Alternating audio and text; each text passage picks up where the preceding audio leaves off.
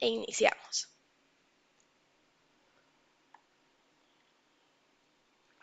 Ok, chicos, a ver. Ok, vean el primer tema y en realidad creo que el único que tenemos hoy para la clase.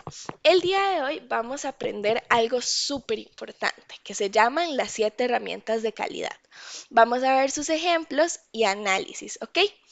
Chicos, hubo una vez en el colegio que mi profesor de especialidad, yo saqué producción y calidad en el cole, cuando estaba en el cole, y él nos dijo una vez, en el mundo de la calidad todos iniciamos aprendiendo con una cajita de herramientas en la mente, ¿ok? Cuando uno decide entrar a todo este mundo industrial o de calidad, todos tenemos una cajita de herramientas en la mente.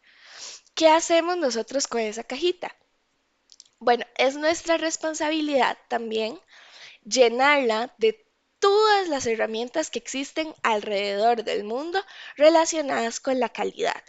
O sea, es nuestra obligación, literal, casi, casi, informarnos, aprender y recolectar muchas herramientas de calidad que podamos ir almacenando en nuestra cajita para hacer uso de ellas cuando sea necesario.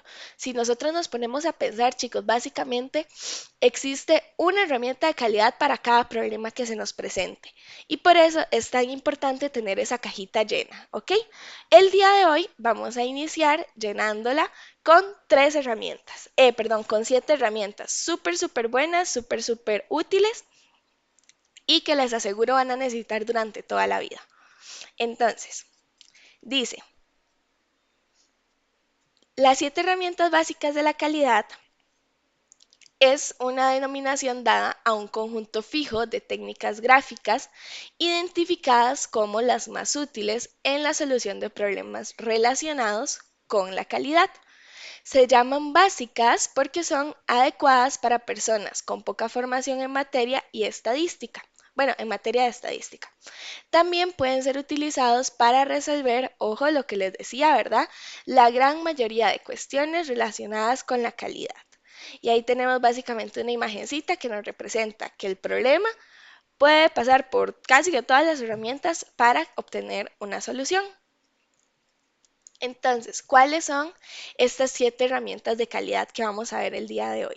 Bueno, vamos a ver las hojas de verificación, que diría son las más facilísimas, los gráficos estadísticos, el diagrama de Pareto, diagrama causa y efecto, histograma, dispersión y gráficos de control, ¿ok?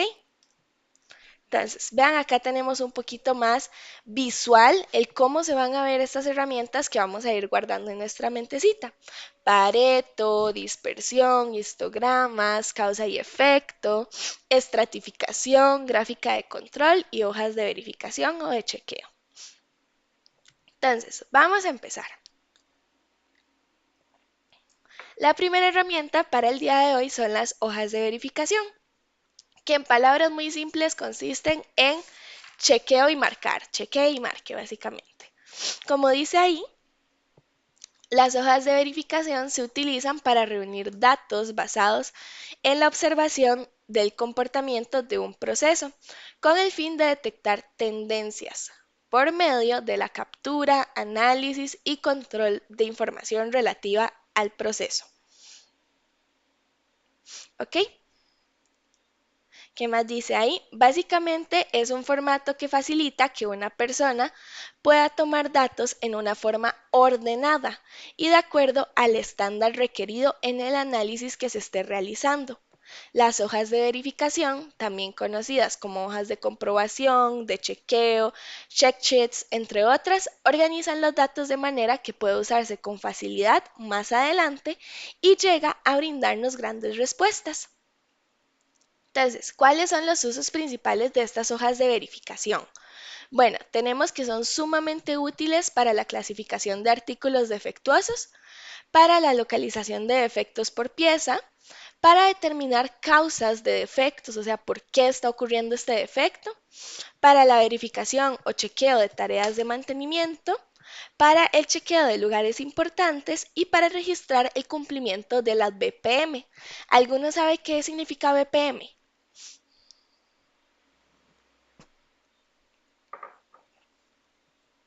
Chicos, Raquel,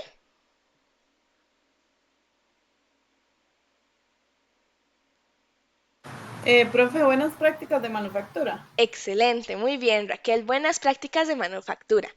Entremos un poquito en lo que vienen siendo las buenas prácticas de manufactura, así rapidito, porque es algo que siempre vamos a ocupar. Bueno, las buenas prácticas de manufactura, chicos, para contarles un poquito, son un conjunto al final de lo que vienen siendo normas, procedimientos y principios que aseguran que los productos, especialmente aquellos que son más alimenticios, cosméticos y medicamentos, como dice Raquel, se realicen, así como lo dice el nombre, con buenas prácticas, ¿ok? Básicamente que se realicen, se elaboren en condiciones higiénicas y controladas, garantizando de esta forma la calidad, la inocuidad y la trazabilidad.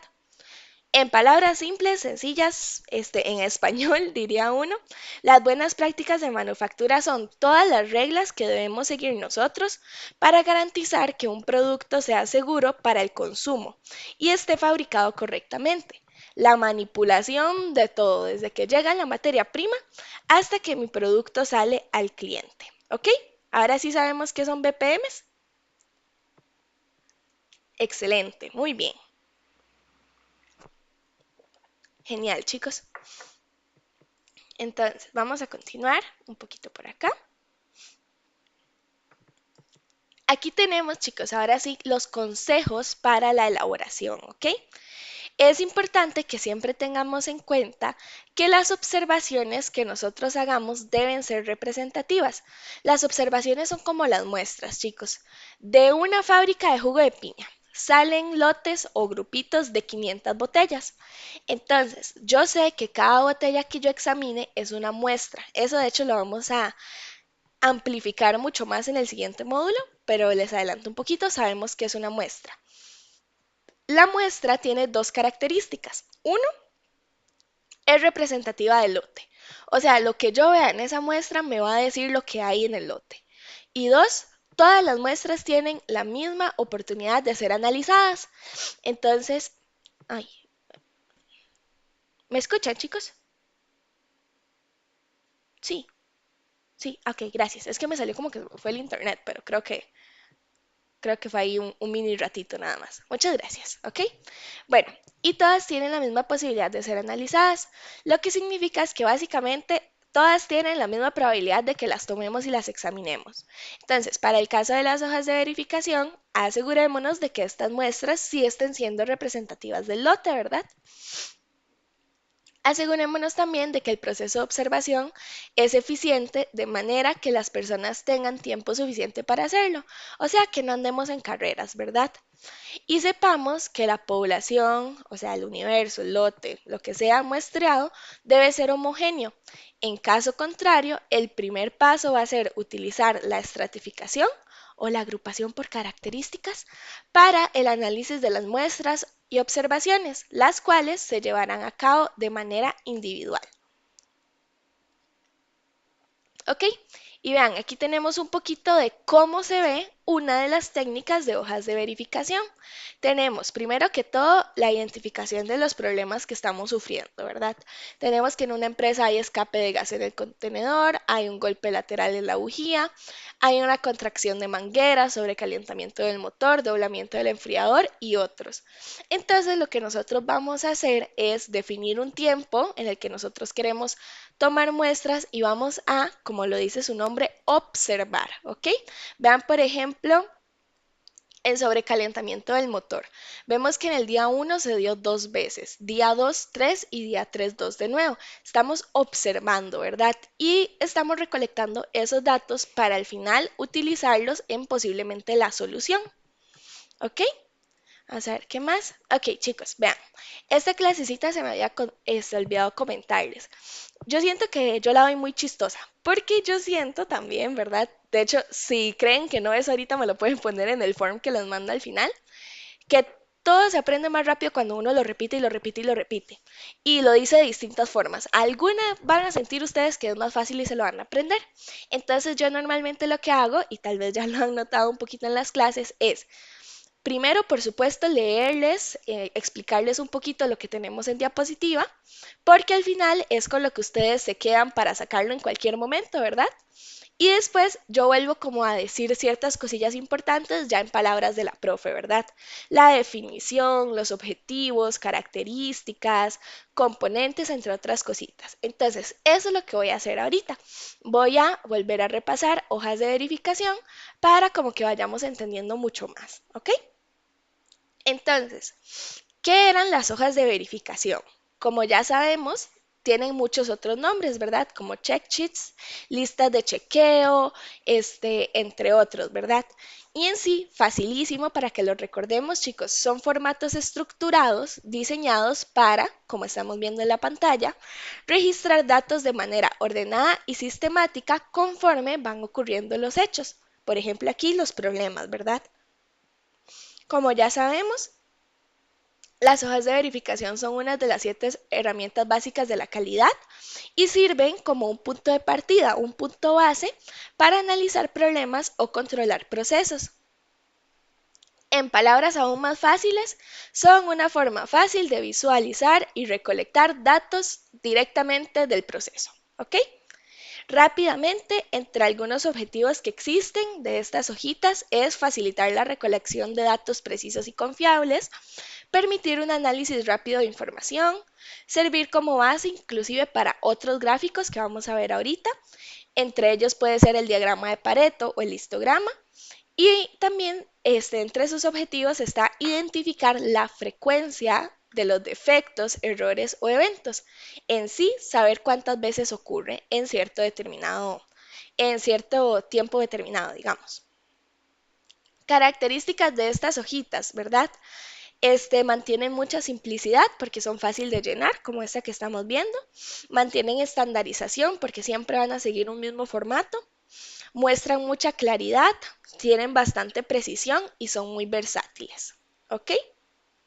Existen varios tipos, como la hoja de verificación de defecto, verificación por ubicación, hoja de verificación de proceso u operación, hoja de verificación por frecuencia o tiempo, etcétera, etcétera. ¿Cuáles son algunas ventajas? Bueno, son simples, económicas y rápidas. Mejoran disciplina del registro, ayudan a visualizar datos reales del proceso y facilitan la toma de decisiones basada en hechos registrados, ¿verdad? ¿Cuáles son por ahí algunas limitaciones, entre comillas, verdad? No analizan en sí la causa, digamos, aquí no hay ningún espacio para ver por qué tenemos sobrecalentamiento en el motor, ¿verdad? Solo sabemos que está ocurriendo y las veces que está ocurriendo. Dependen de la precisión del registro humano, o sea, si somos bueno, somos no, porque yo sé que ustedes no, si tal vez hay un operario muy dormido, que le cueste mucho el ser observador, entre otras cosas, tal vez los datos no sean los más confiables, ¿verdad? Y si no las diseñamos bien, en lugar de darnos resultados confiables, pueden generar más bien datos confusos o incompletos. En conclusión, chicos, las hojas de verificación son, como decíamos, el punto base dentro del análisis de control de calidad. Sin que nosotros tengamos datos confiables, ningún gráfico, análisis o herramienta que veamos hoy va a ser válido. ¿Ok? ¿Entendido hojas de verificación? Excelentísimo. Excelente trabajo, chicos. Muy bien. Entonces, vamos a continuar. Listo, ya tenemos la primera herramienta guardada en nuestra cajita. Súper fácil, súper sencilla. Ahí algún día me cuentan cuando la utilicen, ¿ok? Vamos ahora a agregar un montón. Vamos a agregar los gráficos estadísticos, en sí, la estratificación. Dice, los gráficos son una forma simplificada y eficiente de representar los datos en forma visual para su correspondiente interpretación. Como dice el dicho, ahí modificado un poquito al área de calidad, un gráfico habla más que 1000 palabras y en sí es una forma de representación estadística que muestra cómo se comporta una característica o variable en una población a través de hacer evidente el cambio de dicha variable en subpoblaciones o estratos en los que se ha dividido. ¿Ok? Acá tenemos los tipos de gráficos que existen. Tenemos el circular, el lineal y el de columnas. Y últimamente el de columnas se me divide en columnas simples y columnas comparativas, ¿ok? Entonces, vamos viendo uno por uno. Dice gráficos circulares. Bueno, creo que esta parte la voy a hacer distinta. Les voy a repetir con mis palabras en cada uno porque si no después, más bien los voy a confundir. Entonces, tenemos la introducción, ¿verdad? Los gráficos. De mi parte, yo les puedo decir y reforzar que los gráficos son herramientas visuales, básicamente, que nos permiten interpretar, analizar y comunicar datos de manera sencilla y efectiva. En nuestra área, o sea, calidad, se utilizan para detectar problemas, controlar procesos y tomar decisiones basadas en hechos, ¿ok? Entonces, ahora sí, veamos el gráfico circular.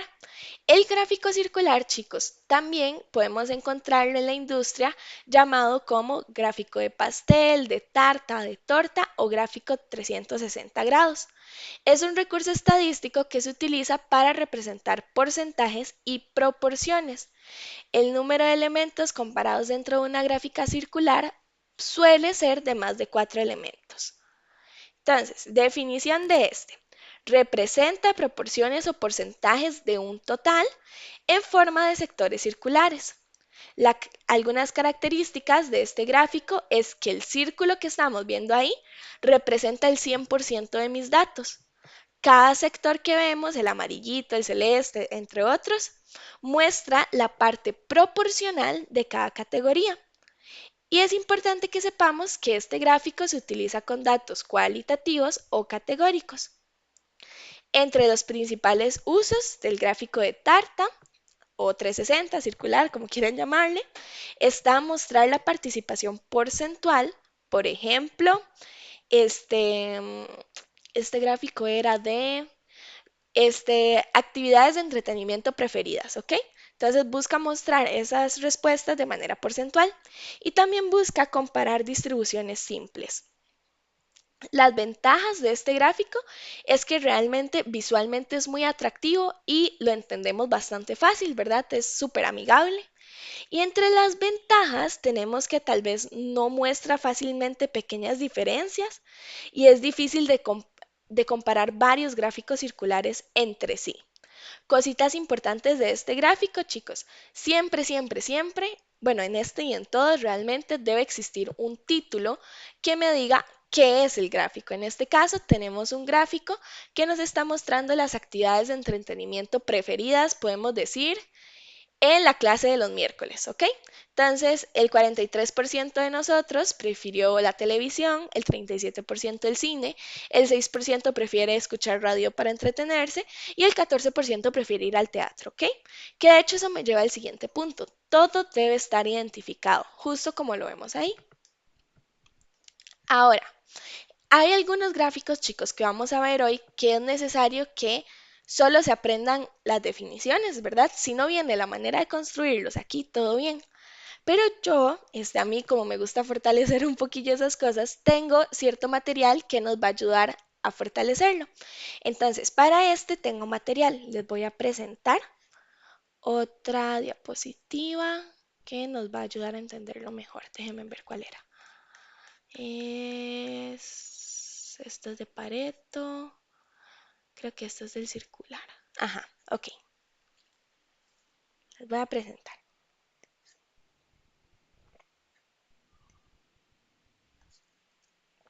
Ok, esa es otra clasecita que yo daba antes. Es que ya el programa ha cambiado mucho, entonces aquí tengo como información que ya ustedes tal vez no requieren tantísimo. Ok, vean chicos, vamos a aprender cómo construir un gráfico circular. Ahí están viendo lo que dice construcción. Sí, genial. Entonces, vean qué facilísimo. Como dice ahí, el diagrama de sectores o gráfico circular se construye dividiendo un círculo en sectores circulares, por supuesto, cuyos vértices coinciden con el centro del círculo. Ahora bien, se dividen los 360 grados del círculo en partes proporcionales a los porcentajes correspondientes, donde los 360 grados del círculo me representa el 100% de los datos. ¿Ok? Vamos a ver qué más. Y así es como se hace. Ah, bueno, como les decía, estos son los datos que nosotros recolectamos, digámosle, pongámosle, ¿verdad? Y fue una encuesta que alguna vez hicimos nosotros en donde yo les preguntaba qué actividades prefieren ustedes y sus familias y sus abuelos y sus tíos, etcétera, etcétera. Entonces concluimos que 560 personas prefieren ir al cine, 95 prefieren escuchar el radio, 210 aún prefieren ir al teatro y por supuesto, la que iba a ser un poco más obvia, 650 prefieren ver la televisión, ¿ok? Entonces, vean, lo que nosotros hacemos con esos gráficos para lograr llegar, perdón, con esos datos para lograr llegar al gráfico que vimos es, primero que todo, totalizar las cantidades. ¿Qué significa eso? Que vamos a agarrar todas nuestras cantidades y las vamos a sumar, ¿ok? Le vamos a sacar un total. En este caso, el total es 1515, o sea, la encuesta se le aplicó a 1515 personas. Lo que vamos a hacer después, chicos, es básicamente sacar el porcentaje de cada una de esas cositas. Entonces, por ejemplo, de cada una de esas cantidades, tenemos 560.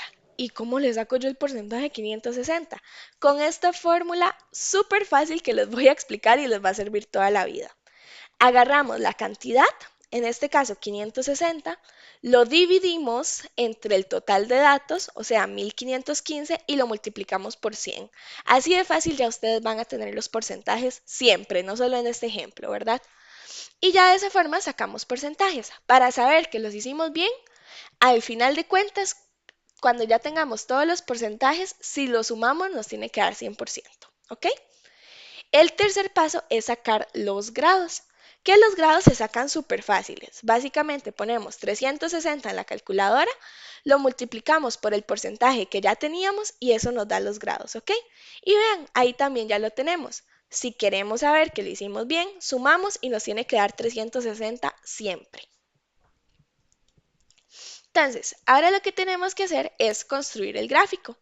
Lo que hacemos es, bueno, en Excel, facilísimo, ¿verdad? Ahí algún día pueden buscar un tutorial si quieren aprender, pero lo que viene siendo ya más manual sería hacer el círculo, tener un transportador, creo que es que se llama esa herramienta, poner el punto, o sea, el centro, la intersección del centro en el centro del círculo y empezar a marcar nuestros grados.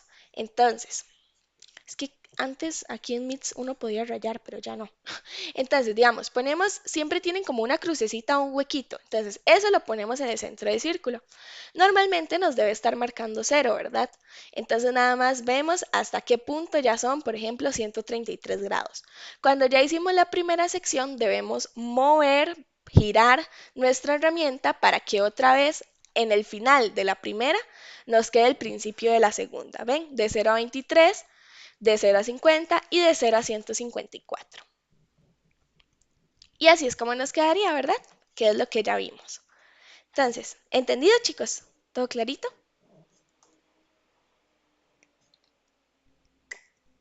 Excelente, muy buen trabajo, súper bien. Entonces, chicos, continuamos con los gráficos lineales. Estos son facilísimos. Dice, esta gráfica nos muestra la forma en la que cambia una variable con respecto a los valores puntuales e intervalos de una segunda variable, la cual generalmente en los gráficos lineales es el tiempo. Entonces, ahora, palabras de la profe. Los gráficos lineales representan datos mediante líneas que, como vemos ahí, conectan puntos y se usa para mostrar, como ya vimos, tendencias de tiempo. Así es básicamente como nos queda nuestro gráfico lineal. De este, antes de entender cómo lo construimos, tenemos que saber varias cositas. Contamos con un eje X, ¿verdad? Que normalmente es la variable, independiente, o sea, la horizontal, en este caso la que dice ahí mes.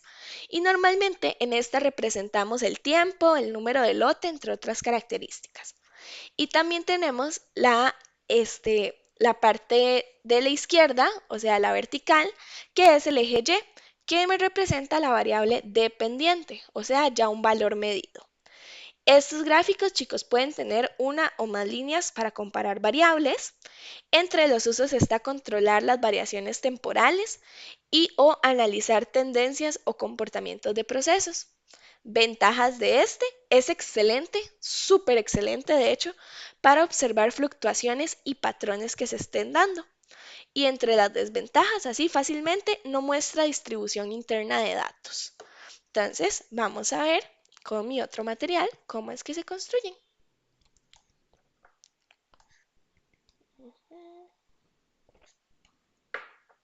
Gráficos lineales. Bueno, los gráficos lineales, chicos, nacen de ay, ¿cómo se llamaba esto? Ya se me olvidó. Ay, no puede ser, lo acaba de ver. Ah, del plano cartesiano. ¿Alguno sabe qué es un plano cartesiano? ¿Lo utilizaron en la escuela alguna vez, en el cole? Yo por allá me acuerdo de cuando lo vi en el colegio. ¿Alguno se acuerda o definitivamente no? No es obligatorio acordarse, yo no soy como los profesores que dicen, esto lo vieron en el colegio. A mí muchas veces me han dicho eso, bueno, cuando iba a la universidad y, y eso lo vimos en el colegio y yo, ay, profe, no me acuerdo, la verdad. Entonces no pasa nada si no se acuerdan. Ok, ahí vi una manita que sí, una que no. Ok, chicos, el plano cartesiano era como una crucecita que tenía 4 secciones, ¿verdad? A ver si se acuerdan un poquito así, si no, no pasa nada. Una sección era con datos positivos negativos, la otra negativos negativos, otra positivos positivos y así sucesivamente. Ya ahí nos vamos acordando un poquillo más, ¿verdad? Entonces, estos gráficos lineales nacen de ese plano cartesiano, pero no de todo el plano cartesiano, sino solo de la sección que estaba arriba a la derecha, que es en la que tenemos ambos ejes positivos. Entonces, ven, este es el cuadrito de arriba del plano cartesiano, lo que estamos viendo en pantalla. Otra cosa, chicos, es que trabajamos con los pares ordenados, siempre en el siguiente orden, X y Y, o sea, colocando primero X y después ubicando Y. Tenemos siempre una intersección en cero, en donde se va a formar el ángulo de 90 grados, y ya después de ahí, con todas esas indicaciones que les acabo de decir, es que nosotros vamos formando nuestro gráfico. Entonces, vean cómo se construye. Tenemos los datos. Digamos que en nuestra empresa de jugo de piña, el departamento de ventas ha querido ver cómo se ha ido moviendo el mercado, ¿verdad? Entonces hizo una recolección de datos desde enero hasta octubre y descubrió que en enero se vendieron 210 botellas, en abril 245, en septiembre 326, etcétera, etcétera, ¿ok? Ahora, construimos nuestro gráfico o la parte de arriba del plano cartesiano, ¿verdad? Que es abajo, para eje X, las variables de tiempo, ¿verdad? Entonces, enero, febrero, marzo, hasta octubre, que fue que se hizo el estudio. Y arriba, una escalerita, una distribución que intenta abarcarme todos los datos. Vean, en este caso va de 200 a 360. Importante, chicos, importante, ojo. Cuando nosotros vayamos a hacer esta escala, siempre debemos seguir el mismo patrón. ¿Qué quiere decir eso? Por ejemplo, en este caso mi escala va de 20 en 20 a pesar de que inició desde el 200.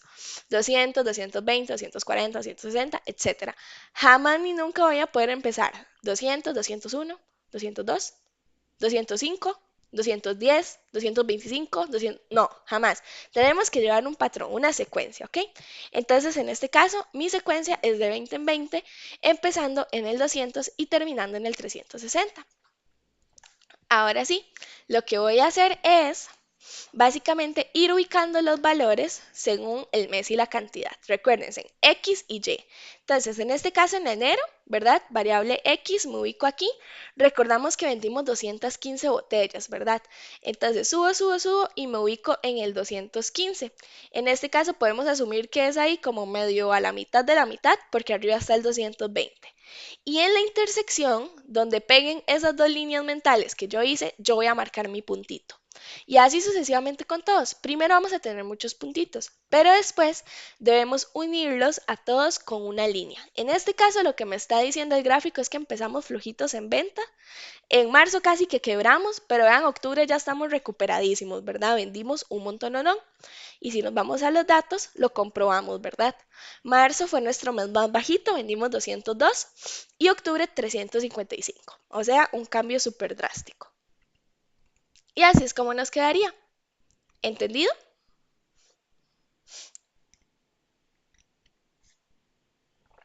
Excelente, chicos, muy bien. Ya llevan 3 herramientas de la calidad en la cajita, entonces van excelente. Ahora, vamos a hablar de los gráficos de columnas, ¿ok? Como dice ahí, las gráficas de barras muestran datos que pueden dividirse en categorías, las cuales pueden compararse entre sí. Nosotros podemos hacer una gráfica de barras de prácticamente todo, pero ahí en industria, en planta, en empresa, normalmente lo que se ve es gráficos de barras por el número de efectos por máquina, la cantidad vendida por tipo de producto, el número de evoluciones por cliente, la eficiencia por departamento y el número de órdenes por vendedor al mes. Ay, perdón. Vamos a ver. La definición simple, chicos, es que estos gráficos usan barras verticales, a veces horizontales, pero vamos a ver verticales, para representar datos cuantitativos. Entre las características está que las barras representan frecuencias o cantidades, están separadas para diferenciar categorías y la altura siempre me va a significar la magnitud del valor. Usos sencillos, comparar valores individuales o grupos y mostrar frecuencias absolutas o relativas. Ventajas de estos gráficos, chicos, son muy claros para comparar categorías y son fáciles de leer e interpretar. Entonces, veamos un ejemplo del gráfico de barras simple, vertical, ¿verdad? En este caso tenemos un estudio de una empresa que quiso saber cuántos empleados había por departamento. Descubrió que en el departamento administrativo hay 50 empleados, en el de 20-40, producción es el que más tiene y tiene 60 y calidad de inventarios 30. Ya aquí solo con esto nosotros sacamos nuestros pares ordenados, ¿verdad? Los valores o cantidades en el eje Y las variables en el eje X, ¿ok? Ahora, ¿cuáles van a ser mis identificadores de los ejes? Bueno, departamento para eje X y empleados para eje Y. Fácil. Ahora nada más queda construirlo, ¿verdad? Hacemos un grafiquito, ponemos los valores, ponemos los departamentos y construimos. Les voy a enseñar un poquito por acá en sí cómo se hace, más explicadito. Presentar otra ventana, herramientas de calidad. ¿Ok? Por supuesto, un título, los valores, ¿verdad? En una secuencia, como les decía, en este caso mi secuencia es de 10 en 10 y las variables para el eje X siempre deben estar a la misma distancia una de la otra y deben estar separados. ¿Ok? Importante. ¿Ok? Nada más aquí quedaría ir haciendo las barritas. Vean, por ejemplo, el departamento administrativo tiene 50. Entonces hacemos la barrita hasta el 50. Producción, ¿se acuerdan que era el que más tenía? 60. Y calidad de inventarios, el que menos, entonces 30. Siempre todas a la misma distancia una de la otra y con el mismo grosor. ¿Ok? Esas son cuestiones de orden. Y así es como quedaría. Ahora, les voy a explicar el gráfico comparativo de barras vertical. Como ven ahí, en este gráfico podemos graficar ya no solo una variable, sino varias diferentes y a la vez compararlos con diferentes factores de una misma, con el fin de compararlas en un mismo plano. En este caso, lo que nosotros queríamos graficar es la cantidad de empleados por turno en cada departamento. Entonces, Viking tiene 2 turnos, turno A y turno B.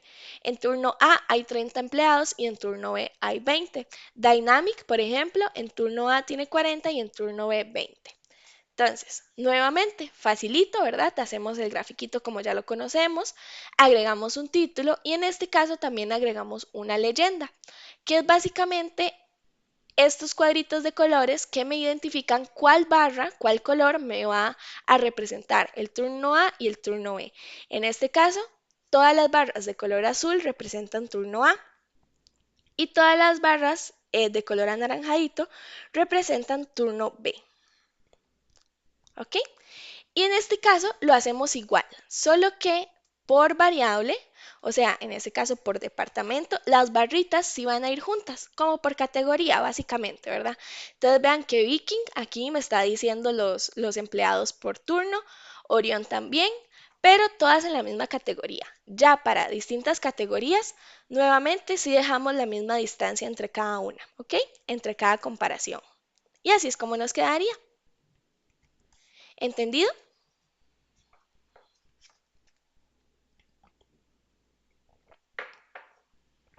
Excelente.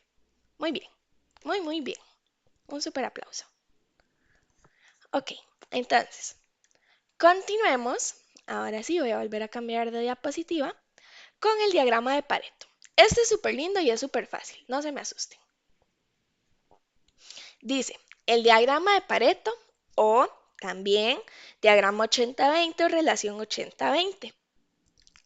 El diagrama de Pareto es una gráfica en donde se organizan diversas clasificaciones de datos por orden descendente, de izquierda a derecha, por medio de barras sencillas después de haber reunido los datos para calificar las causas, de modo que se pueda asignar un orden de prioridades. El doctor Juran, que es el señor que hizo este gráfico, aplicó este concepto a la calidad, obteniéndose a lo que hoy se conoce como la regla 80-20. ¿Ok? Entonces, vamos a ver dónde tengo yo mis apuntes de Pareto. Entonces, yo lo tengo escrito en un cuadernito, chicos. Aquí está. ¿Ok? Es importante que sepamos que Pareto, como ya lo hemos visto, es parte de las 7 herramientas básicas de la calidad y la ley 80-20 que vemos ahí o la regla 80-20 lo que intenta es básicamente resolver el 80% de los defectos que se estén dando en una compañía con apenas el 20% de los recursos. ¿Cuál es la utilidad? Bueno, utilizando el diagrama de Pareto se pueden detectar los problemas que tienen más relevancia. O sea, básicamente, ¿qué problemas me están afectando más la empresa, verdad? Que esto nace de la aplicación del principio de Pareto, la cual dice pocos vitales, muchos triviales, que normalmente nosotros pensamos que el 80% lo representan muchos problemas, cuando en realidad a veces son poquitos muy vitales, o sea, por ejemplo, que la cortadora de piña se me dañó. Es un problema chiquitito, bueno, es un solo problema más bien, pero es muy vital, es muy importante. Y a veces más bien hay muchísimos triviales. Por ejemplo, que hay una mini fuga. Eso es importante resolver, ¿verdad? Pero por temas de ejemplo, es trivial, digamos. Es más importante resolver, primero que todo, la cortadora que la fuga. Eso, chicos, es la ley de Pareto. Me dice básicamente que yo debo priorizar, cómo yo debo arreglarlo, entre otras cosas. En sí, en resumen, dice que hay muchos problemas sin importancia frente a tan solo unos cuantos graves. Según este concepto, si se tiene un problema con muchas causas, podemos decir que el 20% de las causas resuelven el 80% del problema y el 80% de las causas únicamente resuelven el 20% del problema. ¿Ok? Vamos a ver palabras de la profe. Entonces, básicamente, chicos, Pareto muestra las causas o categorías ordenadas de mayor a menor frecuencia, aplicando el principio de Pareto 80-20. El 80% de los problemas proviene del 20% de las causas. Características de Pareto, tenemos dos ejes igual, eje X para causas o categorías y eje Y para frecuencia o porcentaje acumulado, y se combinan barras, tanto de frecuencia y líneas acumulativas de porcentaje. Entre los usos está identificar causas principales de un problema y priorizar esfuerzos de mejora. Ventajas de Pareto, permite enfocar los recursos en donde más impacto tienen. Fácil. Ahora, esta es una práctica de Pareto, ¿verdad? Pero yo les voy a explicar cómo se hace Pareto. Entonces voy a compartirles. Creo que es, a ver, esta. Esa practiquita, chicos, que están viendo les queda para la casita, por si quisieran repasar y hacerla antes del examen. Entonces, creo que es por acá. Nosotros vamos a ver Pareto con este ejemplo de aquí.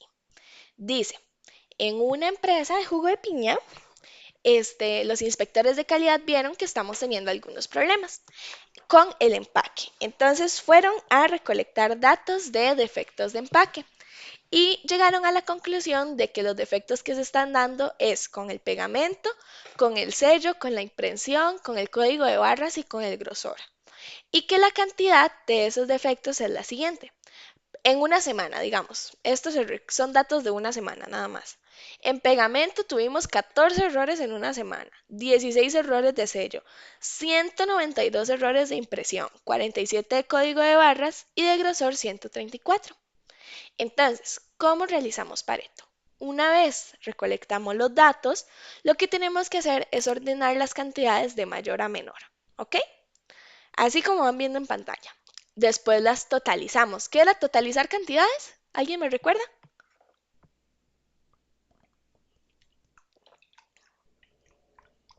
Lo vimos en el circular.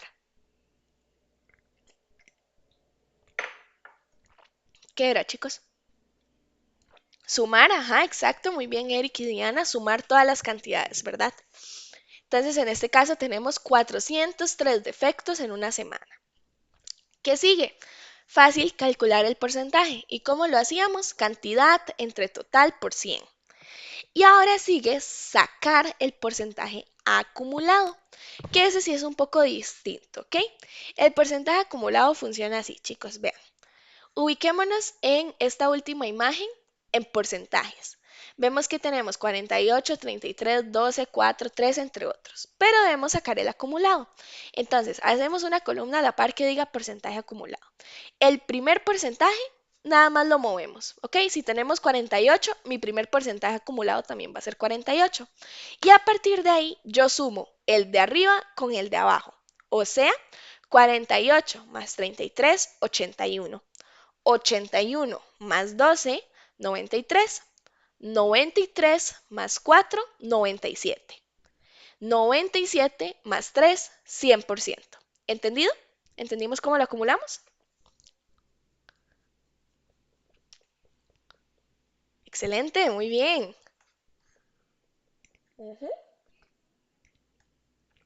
Ahora, ¿qué seguiría, chicos? Armar el gráfico, ¿verdad? Para Pareto nosotros tenemos dos ejes Y, eje Y primario y eje Y secundario, en donde el 100% de los datos, que va a ser de mi eje Y primario, o sea, el de la izquierda, debe coincidir con el 100% de los porcentajes de mi eje Y secundario, el de la derecha. O sea, el eje Y de izquierda nos va a representar los datos, ¿verdad? La secuencia. El eje Y de la derecha también, pero en forma de porcentaje, ¿ok? Y abajito tenemos las variables, como ya lo sabemos. Ahora, ¿qué sigue? Graficar, como ya sabemos graficar barras.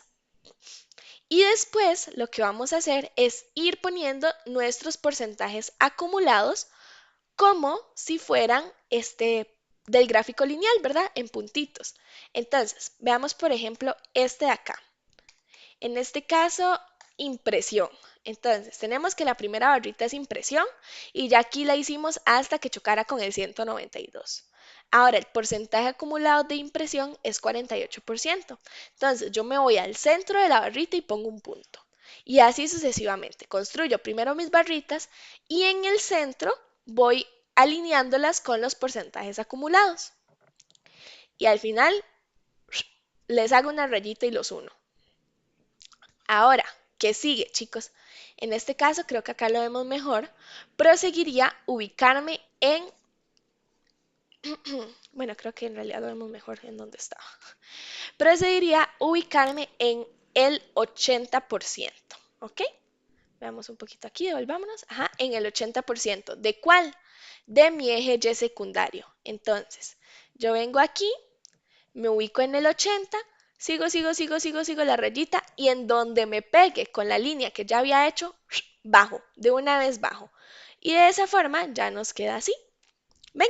Así, entonces 80 y en donde pegue bajo.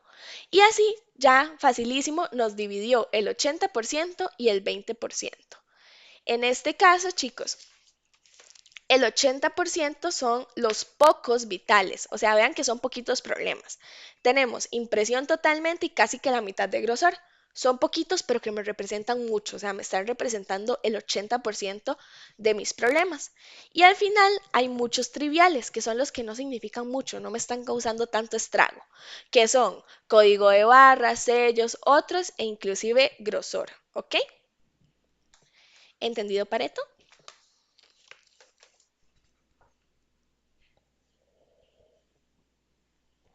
Muy bien, excelente, chicos.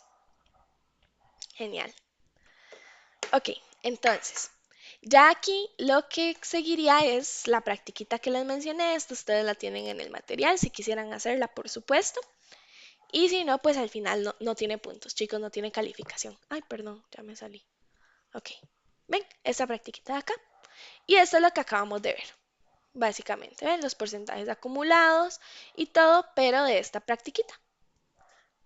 Ya aquí ustedes con esto verifican que lo están haciendo bien, pero si quieren sentarse a sacar los datos y eso, adelante.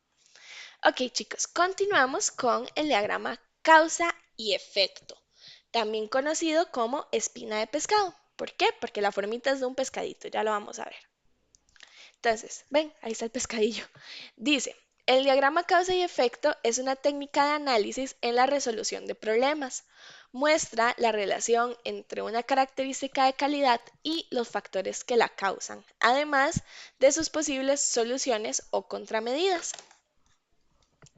En palabras de la profe, es una herramienta para identificar y analizar las causas de un problema. ¿Ok? Si yo tengo un efecto, ¿por qué estoy teniendo ese efecto? ¿Qué está pasando atrás de él me está dando ese resultado? ¿Ok? Entre las funciones del diagrama está que favorece el intercambio de ideas entre los miembros del grupo de trabajo, lo cual permita que se transmitan nuevos conocimientos. Sirve para prevenir problemas, ya que el intercambio de ideas proporciona una visión más conjunta, permite identificar muchos factores que afectan un problema y a la vez si estos se pueden clasificar y relacionar entre sí, y también se puede combinar con otras herramientas como la lluvia de ideas. Entre características que les puedo decir de este diagrama, voy a volver un poquito, es que en la cabecita del pez va el problema o el efecto, ¿verdad? Como ya les dije. Las espinitas que vemos son las principales causas que representan algunas categorías que ya las vamos a ver, ¿ok? Y de cada espinita principal salen espinitas secundarias, o sea, subcausas. Entre los usos de este diagrama está analizar problemas complejos y detectar la raíz de algún problema. Y entre las ventajas es que, como ya vimos, fomenta el trabajo en equipo y estructura el pensamiento analítico. Ahora, como ya sabemos, en calidad pueden existir muchísimos factores que nos altere un resultado, ¿ok? Como son tantos, los grandes expertos de la calidad algún día decidieron hacer categorías, ¿ok?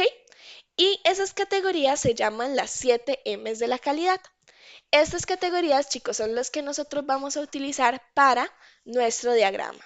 Tenemos materia prima, mano de obra, métodos de trabajo, máquinas, medio ambiente, medición y administración. ¿Alguien me quiere ayudar a leer estas diapositivas, chicos? ¿Alguien que quiera leer materia prima?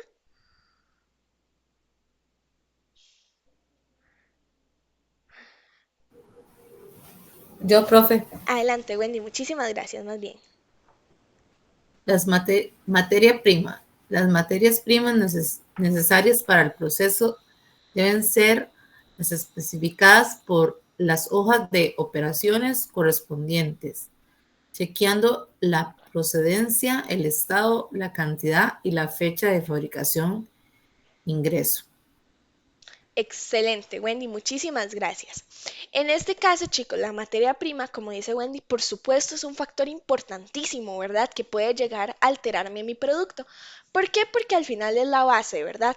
Entonces, siempre es importante que tengamos en cuenta todo lo que vienen siendo la procedencia, el estado de la materia prima, la cantidad, cuándo se fabricó, cuándo ingresó a nuestra planta, etcétera, etcétera. Si nosotros no chequeamos esta materia prima y al final toda viene mala, por supuesto que nuestro producto va a salir malo.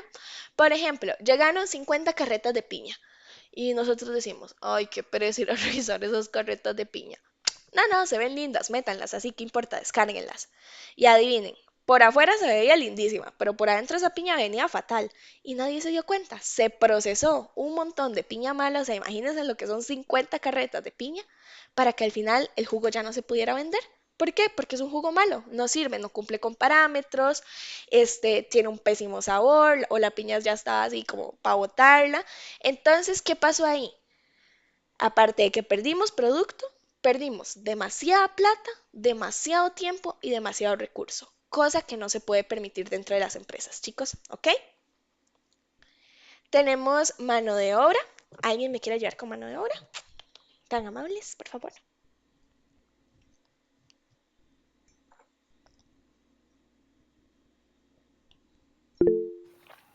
María, adelante.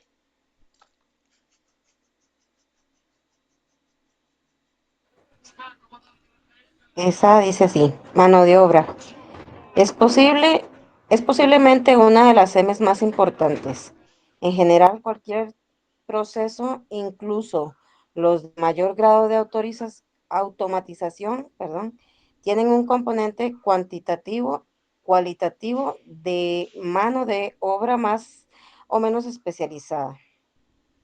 La mano de obra que trabaje en un proceso debe estar instruida y entrenada en las operaciones, sabiendo diferenciar un producto bueno de uno que no lo es.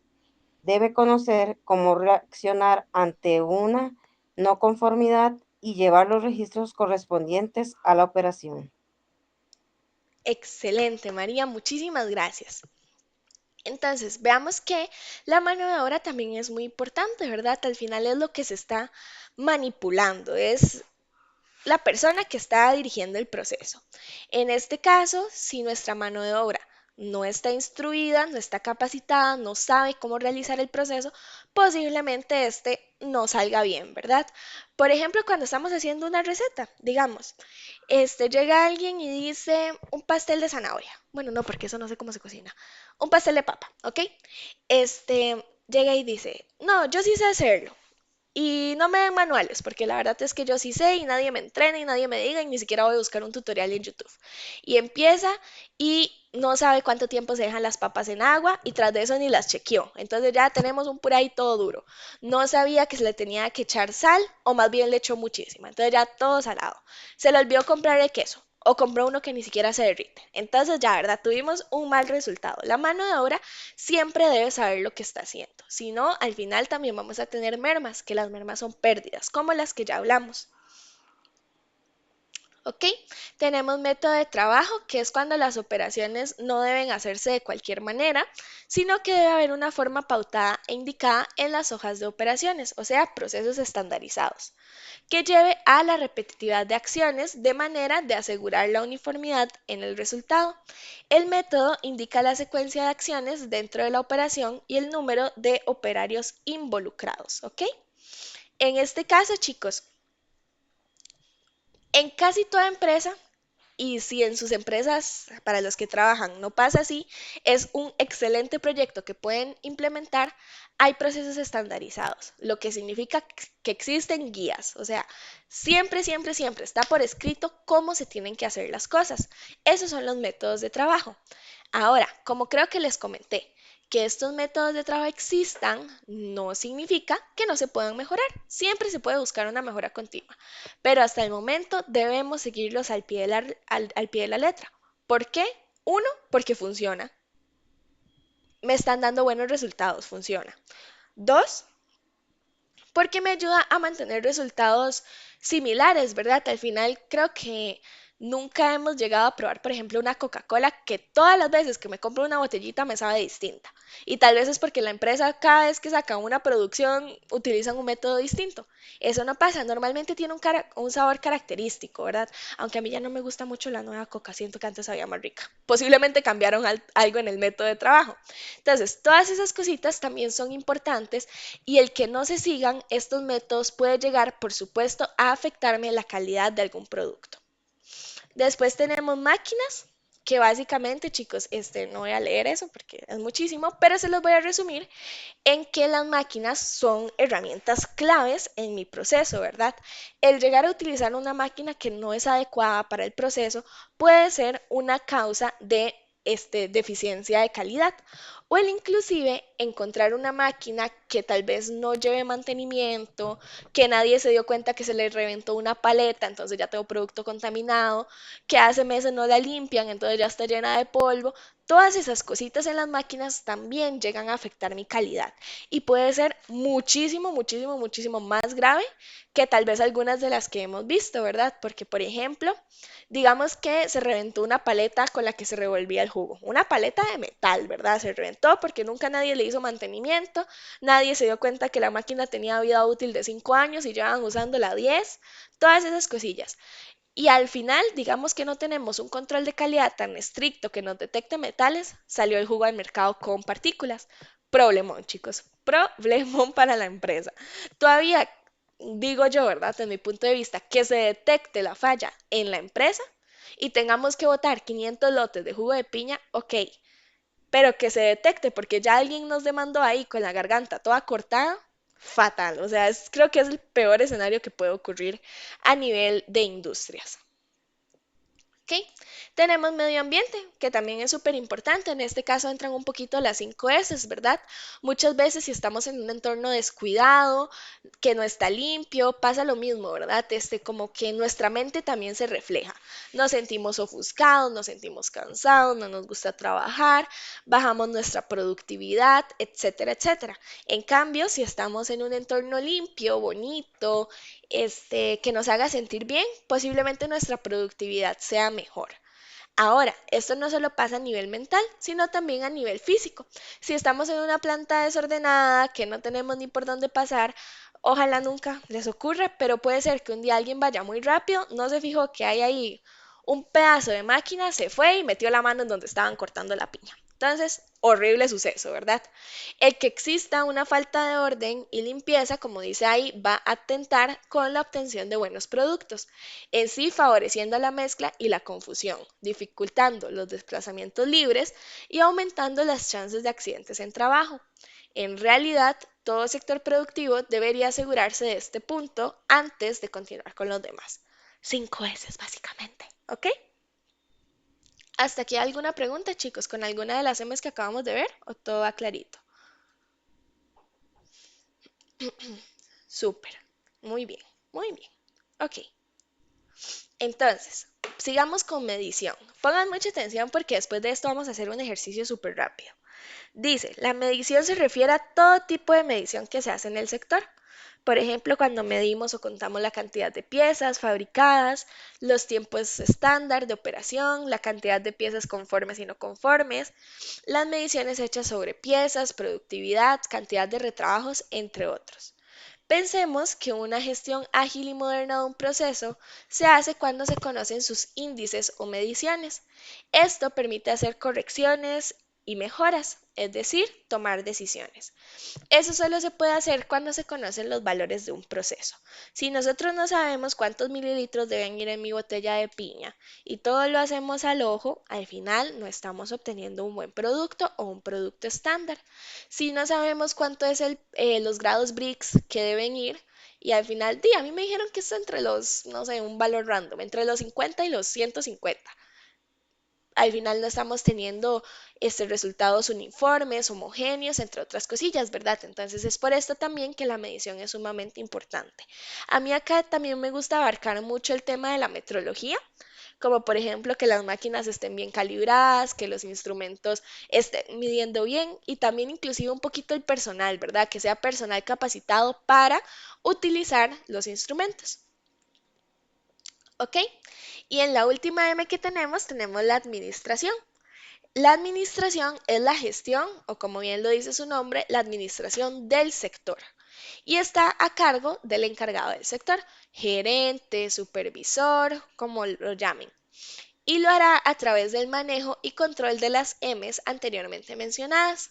Así podrá informar acabadamente a la jefatura o gerencia, la cual debe responder, elevando en una apretada síntesis logros y necesidades de su sector. A su vez, esta parte recibirá directivas, las cuales deberá bajar y aplicar en su sector. Deberá recordar que el encargado del sector ante la dirección, el encargado es el sector ante la dirección de la empresa y es la dirección de la empresa en el sector. ¿Ok?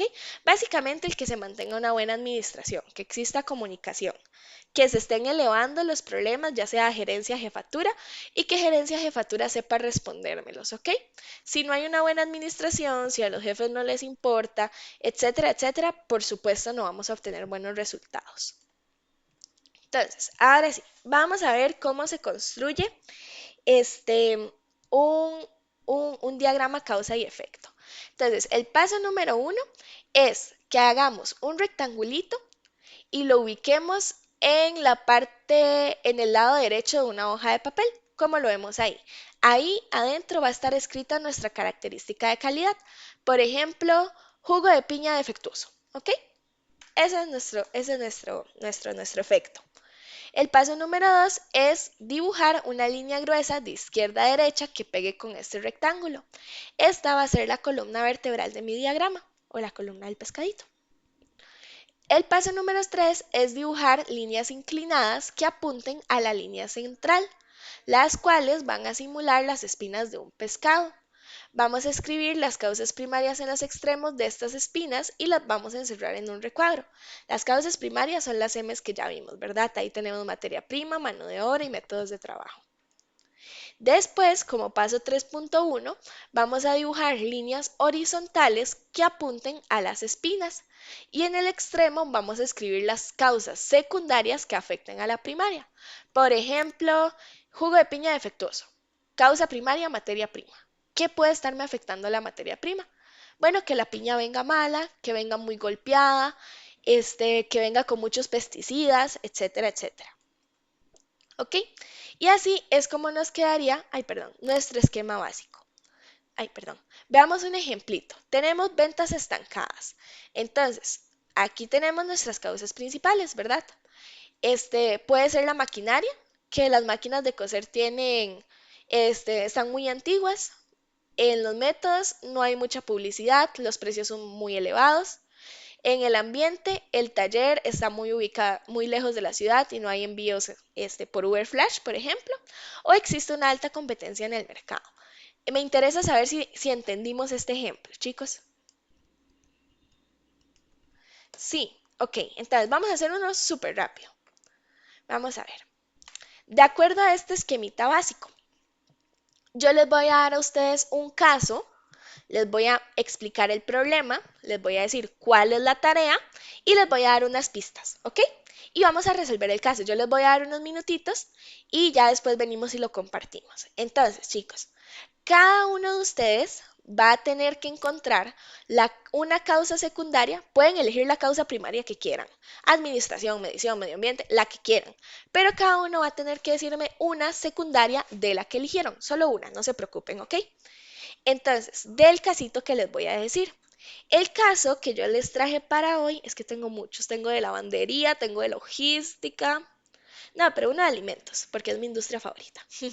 Ok, caso de producción de alimentos. El problema es exceso de productos con sabor inconsistente, o sea, no estamos teniendo resultados uniformes. Hay productos muy salados y otros sin sabor. ¿Cuál es la tarea de ustedes?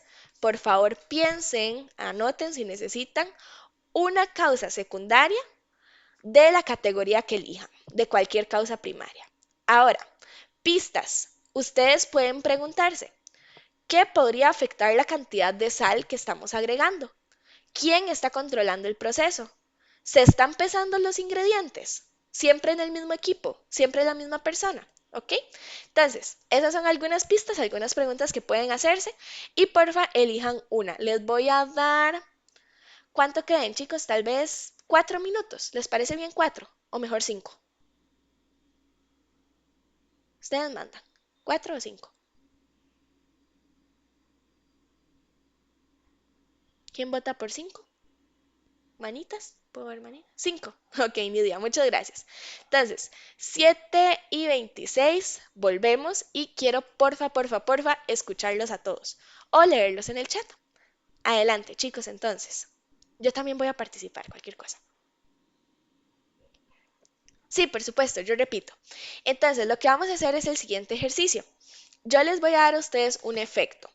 El efecto es exceso de productos con sabor inconsistente. Hay unos productos, tacos podemos decir, están saliendo tacos muy salados y tacos que ni se les siente el sabor, ¿ok? Entonces, ustedes van a elegir cualquier causa primaria y van a detectar una secundaria. Por ejemplo, maquinaria, no sé, cualquier cosa. Entonces, ese cualquier cosa es lo que ustedes me tienen que decir. Ahora, ¿qué se pueden preguntar ustedes como para averiguar las causas? Estas son las pistas. ¿Qué puede estar afectando la cantidad de sal? ¿Quién está controlando el proceso? ¿Y se están pesando bien los ingredientes? ¿Los estamos pesando en las mismas máquinas? El que los está pesando sabe lo que está haciendo. Ya ahí ya les di una respuesta, ¿verdad? Entonces, elijan la causa primaria que quieran y denme una secundaria de cosas que pueden estar pasando para que los productos no estén saliendo con sabor inconsistente. No sé si ya ahí quedó más clarito. Con gusto. Entonces, les voy a dar de nuevo los 5 minutos, chicos. Son las 7:23, entonces ya saben cuándo tenemos que volver. Igual yo voy a estar por acá si tienen dudas.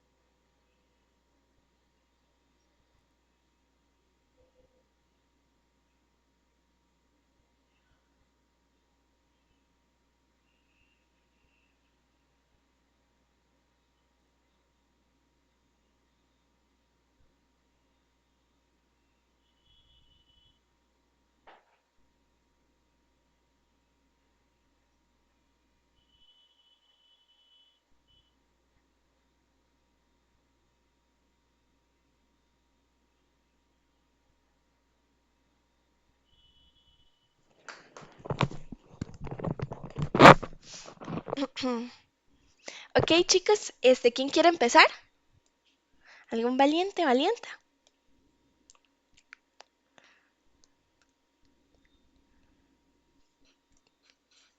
Ok, María nos comparte que ella eligió mano de obra y dice que el encargado de dispensar ya sea la sal o saborizante no tenga claro, excelente, la cantidad de producto que debe dispensar por cada kilo de materia prima. Wow, María, muy bien. Ejemplo, fajitas sabor, ay, qué rico, fajitas sabor jalapeño. Por cada 2 kilos de fajitas se deben agregar 75 gramos de saborizante. Excelente, María, muy bien. Y gracias ahí por el tip y la receta, lo voy a tener súper en cuenta. Muchísimas gracias. Los demás chicos, ¿alguno? Nidia dice que la medición, mala calibración, mal uso de la pesa, personal mal entrenado, muy bien. En este caso, personal mal entrenado puede ir en mano de obra, pero lo que viene siendo mala calibración y mal uso de la pesa, excelente, Nidia, muy, muy bien. Miriam, adelante. Yo elegí mano de obra y sería falta de capacitación y que las personas nuevas no sepan cómo hacer las cosas y se pierda, ¿cómo decirlo? Se pierda esta, ay, disculpe, es que ahorita se volvió cómo expresarlo. Tranquila. Em, Se pierda calidad por la falta de conocimiento a la hora de manejar los productos. Excelente, Miriam, muy bien, excelente trabajo, muchas gracias. Wendy, Bueno, yo digo que el exceso de confianza va en un método de trabajo, ok. que la proporción de la cantidad de sal no es la consistente, digamos, Ujú. y no realizar un muestreo del producto para saber si realmente va bien o no, para garantizarlo. Muy bien, ahí nos estaría siguiendo el método. Toda la razón, Wendy. Mil gracias. Tenemos a Adri que dice que las máquinas tienen que estar bien calibradas y llevar mantenimiento adecuado. Muy bien, ¿verdad? Puede ser que no se les esté dando mantenimiento o que no estén calibradas. Di dice que la mano de obra, que la persona encargada no está revisando antes de empezar. Si la máquina, ya sea manual o con herramienta, tiene alguna falla a la hora de darnos la medida requerida, tal como las teníamos preinscritas, excelente, para los anteriores lotes, para que todos salgan como los anteriores. Muy bien, Di, excelente, chicos, van súper bien. Por ahí creo que se me perdió una respuesta. Eric dice maquinaria. Sí, el salinómetro me encanta. Funciona adecuadamente, ya que con eso se mide la concentración de sal en líquidos o alimentos. Excelente. Súper bien, Eric. Muy buen trabajo. ¿Qué más veo o escucho? ¿Alguien más, chicos?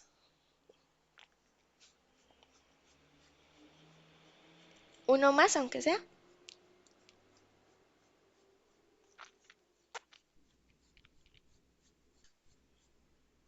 Ok, bueno, puedo decirles yo algunas.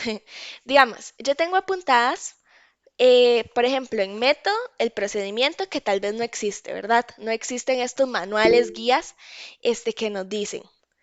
Este, agregar cosas a ojo, ¿verdad? Te escuché por ahí también. En máquina puede ser que estén mal calibradas, excelente, o que las mezcladoras no están distribuyendo bien la sal.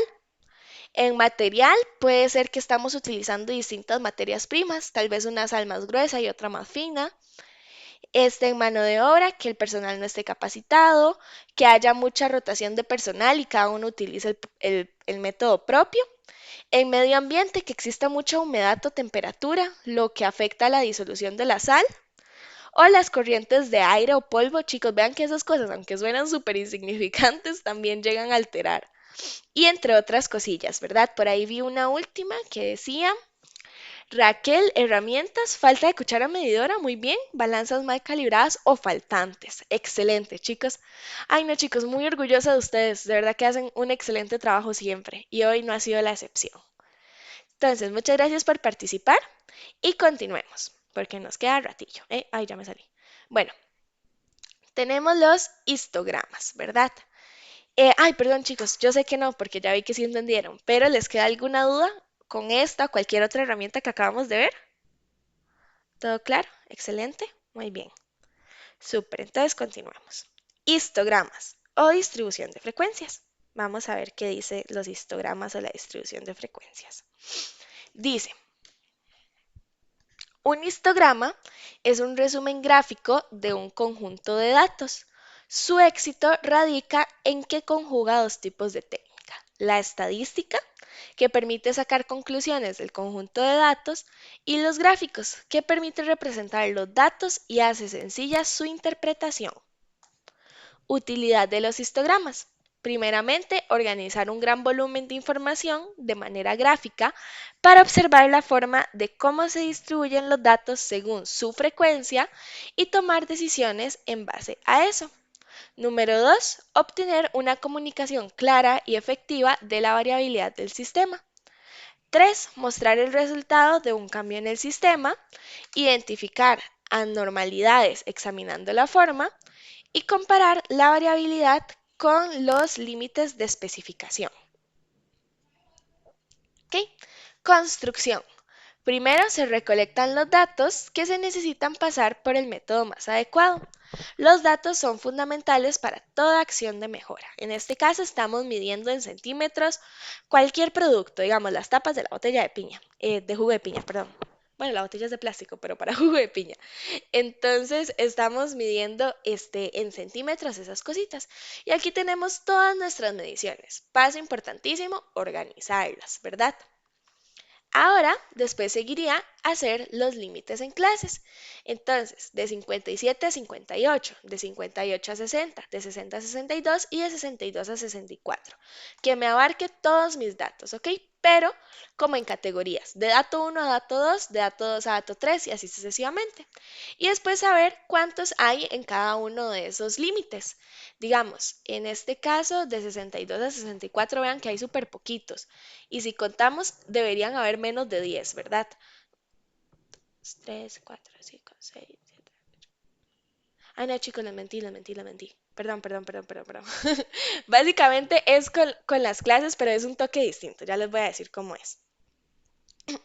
Antes de decirles, porque ya me salté la parte de las palabras de la profe, les voy a hablar un poquito de en sí el histograma y las definiciones y esas cositas, ¿ok? Entonces, primero que todo, definición de un histograma. Tenemos que, ahora ya no encuentro dónde lo tengo apuntado. Perdónenme, chicos, denme un chancecito nada más. Hojas de verificación, ajá, objetivos, gráficos de control, dispersión. Ok, que el histograma es básicamente un gráfico de barras contiguas, como lo vemos aquí, que muestra la distribución de frecuencias de una variable continua.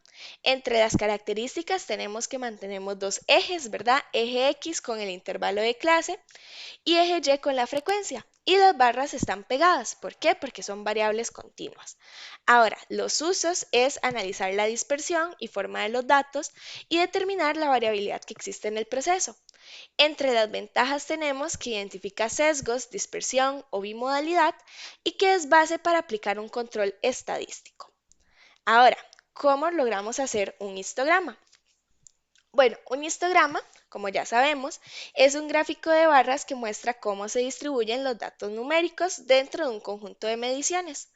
En otras palabras, te dice qué tan frecuente ocurre cada rango de valores llamados intervalos o clases, como lo vemos ahí. Esta es una herramienta estadística de control de calidad que permite observar la variabilidad de un proceso. Entonces, primero que todo, reunimos los datos. Primero necesitamos una muestra de valores cuantitativos. Por ejemplo, esto que vimos aquí, ¿verdad? Mediciones en centímetros. O por el ejemplo que yo tengo apuntadito aquí en el cuaderno, medidas del peso en gramos de 20 galletas producidas en una línea de producción. Después tenemos que encontrar el rango de los datos. El rango, chicos, es el dato máximo menos el dato mínimo, ¿ok? Entonces digamos que los datos de mis 20 galletas son 48, 50, 52, 47, 53, 49, 51, 50, 54, 46, 49, 51, 52, 50, 48, 49, 53, 47, 50 y 52. Entonces agarramos mi dato máximo, que en este caso de ese conjunto sería el 54, y le restamos el mínimo, que es el 46, lo que nos da como resultado 8 gramos. Después de ahí tenemos que definir cuántas clases o intervalos vamos a utilizar. Normalmente, y no voy a profundizar mucho aquí, chicos, porque esto sé que lo ampliamos en otro módulo, utilizamos entre 5 y 10 clases de intervalo, ¿ok? Después debemos calcular el ancho de cada clase, que eso se hace con una formulita, que es rango entre número de clases, en este caso 8 entre 5, digamos que elegimos, y nos da 1.6. Y redondeamos para que sea más fácil. Entonces, 2 gramos por clase. Después vamos a establecer los intervalos. Esto ya es un poco por acá, ¿verdad? En donde comenzamos en el valor mínimo, que es 46, y vamos sumando el ancho, ¿verdad? Entonces, de 46 a 48, de 48 a 50, de 50 a 52, etcétera, etcétera. Y después contamos la frecuencia de cada uno de esos intervalos. En estos datos de la galleta, chicos, perdón, de 48 a 46 habían 3 galletas que habían pesado eso, entre 46 y 48 gramos. Por ejemplo, de 52 a 54 gramos, 4 galletas llegaron a pesar de 52 a 54 gramos. Y después de ahí, chicos, ya lo que seguiría es ahora sí dibujar el gráfico, ¿ok? Y ya así como lo conocemos.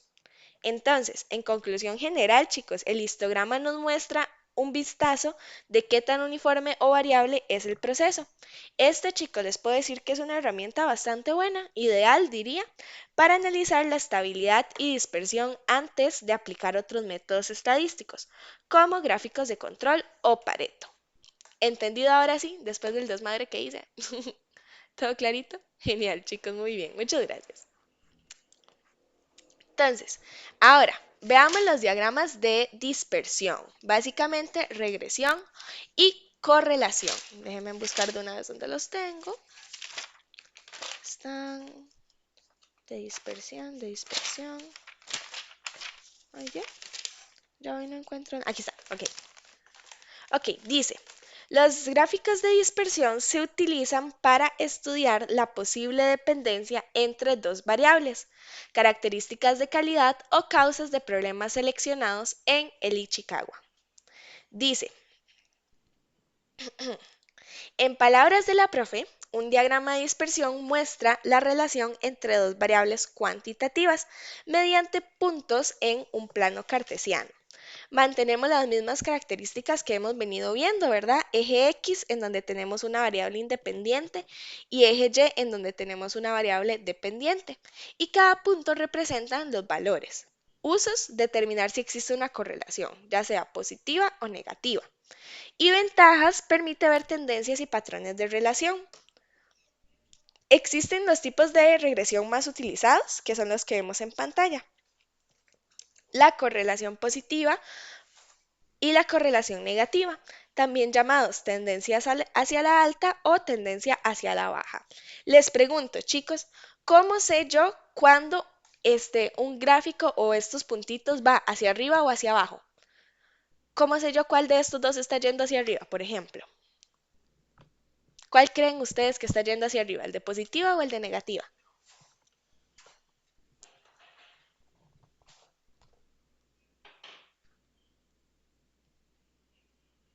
¿Quién vota por qué es el de negativa? El que está yendo. Ah, bueno, María dice que el de positiva, ok. Positiva, positiva, positiva. Ok, en este caso, bien, pero es importante que, muy bien chicos, muy bien, que lo sepamos porque todos estos diagramas se leen de izquierda a derecha. Entonces, si nosotros leemos el de correlación negativa de izquierda a derecha, vemos que más bien van bajando. Pero si leemos el de correlación positiva de izquierda a derecha, vemos que van subiendo. Ahora, la correlación positiva no significa que esté bien y la negativa no significa que esté mal. Simplemente es el comportamiento de los datos, ascendente o descendente. Análisis de regresión lineal, ¿verdad? Es la relación funcional entre dos variables correlacionadas. Se utiliza para pronosticar una variable con base en otra y por lo general la relación se desarrolla a partir de datos observados. La fórmula que utilizamos es que y o y es igual a a más b por x, en donde y me representa un valor dependiente, a la secante en y, b es la pendiente y x es la variable independiente. Y ahora les voy a explicar cómo es que se hace. Vamos a ver en qué presentación es que lo tengo. en este de acá. Ok, les voy a compartir. Ay, encendí la cámara, creo. Sí, qué babosa. Ok, les comparto. Herramientas de calidad. Entonces, chicos, vean acá. El diagrama de dispersión. Tenemos que una empresa quiso saber sus ventas en 12 trimestres, ¿verdad? Trimestre 1 vendió 600 botellitas. Trimestre 7, 2.600. Trimestre 12 le fue súper bien y vendió 4.900. Entonces, lo primero que hacemos es poner los puntitos según corresponda, ¿verdad? Tenemos igual eje X que me representa mis trimestres, o sea, variable de tiempo, y eje Y que me representa mis cantidades, igual en una secuencia única, en este caso de 1000 en 1000. Y vamos poniendo puntitos, como ya sabemos hacerlo. Aquí ven un poquito de cómo se hace en Excel. Y aquí en la calculadora. Esto lo tenemos que hacer, chicos, para sacar la formulita que ya vimos. Básicamente, modo, entramos al 3, seleccionamos 2, ingresamos los datos tanto de eje X como eje Y, le damos a C, Shift 1, Rec, que es como regresión, y después la calculadora me va a generar los datos. Facilísimo, ¿verdad? Entonces, ahora, ¿qué es lo que yo tengo que hacer? Debo tomar estos datos que siempre me los va a dar la calcu, y tenemos que R es 96%, A es 441,7 y B 359, ¿verdad? Como dice ahí, esto lo genera la calcu o Excel. Y ahora hacemos la ecuación. ¿Qué es lo que pasa, chicos? Que estos diagramas lo que me hacen es ayudar a predecir qué va a pasar en el futuro. Entonces, yo como empresa quiero saber aproximadamente, según mi histórico, cuántas botellas de jugo de piña voy a vender en el trimestre 13, 14, 15 y 16, ¿ok? Entonces, la formulita es la siguiente. Y es igual a más B por X. Entonces, tomo A, que en este caso sería 441,7, le sumo B, que sería 359,6, y lo multiplico por X, que X es mi trimestre, ¿verdad? Mi variable. Y ya con estos datos yo genero el pronóstico. Esto es lo que se estima que se venda en los siguientes trimestres. ¿Ok? Y después lo que hacemos es que dibujamos una línea con los datos que se generen a través de la ecuación que acabamos de hacer. Esta línea, chicos, se llama predicción con nivel de confianza de R. En este caso, R nos va a decir qué tanto debemos confiar o qué tan seguro es que aproximadamente estos sean mis pronósticos. Entonces, en este caso hay un 96% de probabilidad de que sí se muevan por ahí los datos. ¿Ok? ¿Entendido? ¿Todo clarito? Muy bien, excelente. Adri, genial. Nidia, perfecto. Eric, Wendy, súper, chicos, súper, súper, duper. Súper, ok. Entonces, esto es lo que ya vimos, ¿verdad? Y continuamos con los gráficos de control para variables y atributos. Dice, los gráficos de control sirven para poder analizar el comportamiento de los diferentes procesos y poder prever posibles fallos de producción mediante métodos estadísticos. Estas se utilizan en la mayoría de los procesos industriales. Los gráficos de control, chicos, son herramientas de control estadístico de procesos. Tal vez por allá en la industria los encuentren como CEP o CEP y permiten monitorear la estabilidad del proceso y detectar causas especiales de variación. Estos son algunos ejemplitos, digamos, y así es básicamente, según este diagrama, cómo se mueven los gráficos. Debemos saber el tipo de datos, si son continuos o por atributos. Después de ahí saber si están recolectados en subgrupos, si sí, cuál es su tamaño. Si son por atributos, qué es lo que se está contando. Si son defectos por unidad, utilizamos gráfica U, pero si son elementos defectuosos, gráfica P. Entonces, este X, R y P son como los gráficos de control por variables y atributos, ¿ok? Entonces, dice, gráficos por variables continuas. En los gráficos de control por variables es posible medir la característica de calidad a estudiar. En estos casos conviene describir la característica de calidad mediante una medida de tendencia central, usualmente la media muestral, que la vamos a ver en el próximo módulo, y una medida de su variabilidad, usualmente el rango o la desviación estándar. que también lo vamos a ver en el próximo módulo. Los gráficos de control por variables son más sensibles que los gráficos de control por atributos, razón por la cual estos son capaces de avisarnos de posibles problemas de calidad incluso antes de que ya estos sean muy relevantes.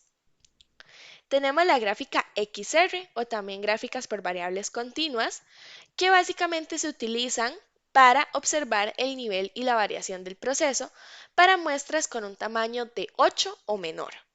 Observar ambas gráficas juntas, X es por promedio y R por rango, entonces son dos gráficas, nos permite hacer un seguimiento del nivel y de la variación del proceso simultáneamente, así como detectar la presencia de causas especiales.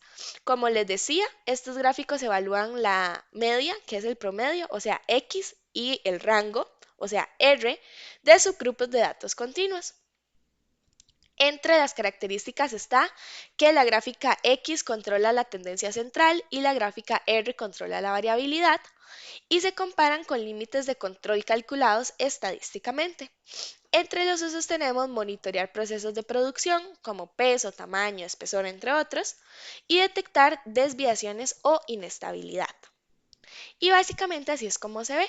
Estos gráficos, chicos, se hacen con otras fórmulas que tal vez en algún momento les puedo compartir, pero siempre cuentan con límites superiores, centrales e inferiores, tanto para X como para R. Y funciona de acuerdo a las formulitas. Ahora, los gráficos de control por atributo o gráfica P. En estos gráficos, el control del proceso se realiza si el producto inspeccionado se clasifica como no conforme o conforme, o sea, defectuoso o no defectuoso, bien o mal, respecto a las especificaciones para la característica de calidad considerada.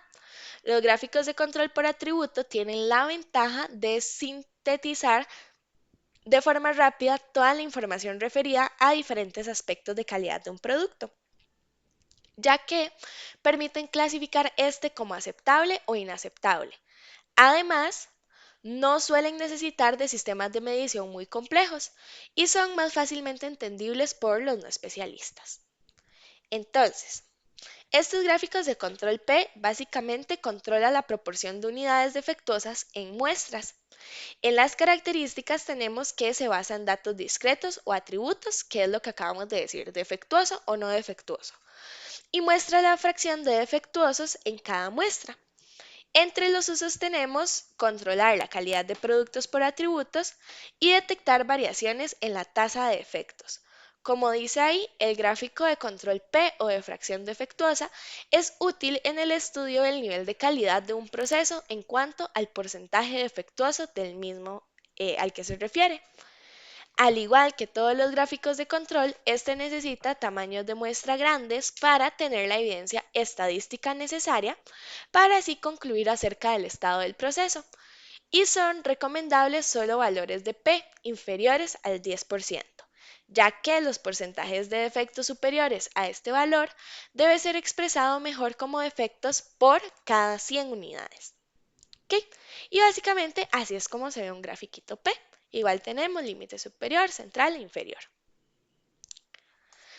Chicos, dudas, consultas, preguntas con todo lo que acabamos de ver, comentarios, ¿todo claro? ¿Todo más o menos? Clarísimo, ¿me lo juran? Súper, chicos.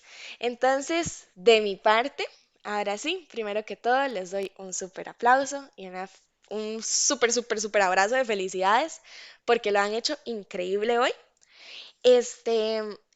Aprovecho nada más para detener la grabación porque les voy a compartir el formulario.